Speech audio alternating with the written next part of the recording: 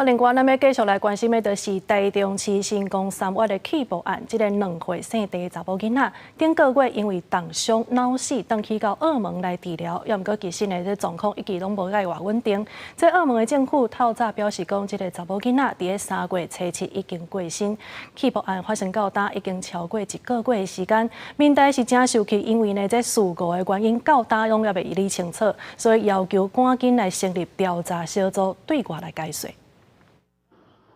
成功3月台中中港店起步案件拄满1个月，13半暝传出不幸消息。澳门特别行政区政府电话防网站宣布，起步事件内面受伤的2岁澳门查某囡仔，初7伫咧病院别死。和这桩事故死亡人数来到5个人。成功3月针对这件代志表示遗憾，也向家属来致以慰问。不过代志发生到呾超过30天了，市政府和检方也是无法度理清代志原因。事情总是要追根究底啊，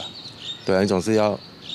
把事情的原因、发生的原因、成因，然后为什么会发生，这个事情都要厘清那个责任。台中市政府10日第2回进行成功3月案专案报告，机关批评根据着火灾调查鉴定作业要领规定，火灾了后10多天就要提出着火调报告，必要时会当延长到30天。不过这专案报告内面拢无讲到火调进度要安怎对民众交代。在这个专案报告里面，连一句话有关火调报告的办理进度的字眼都看不到。有非常多的报告呢，在这边是不提供的。台中市议会必须成立一个调查小组来去提点，甚至应该要求市府改进他们对于公安意外的态度。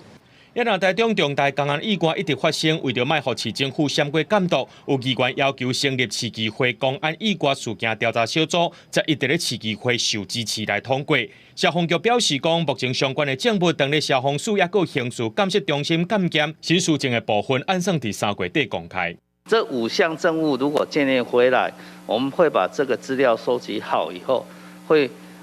连同检察官的指示一起来做一个呈报的，把这个火灾检验报告书做一个说明。这样。台中地检署强调，起步现场规模真大而且复杂，目前已经讯问33个证人，也无人转做被告，会赶紧来厘清责任。专案会向过去DC顶罪方向来做侦办。公司新闻综合报道。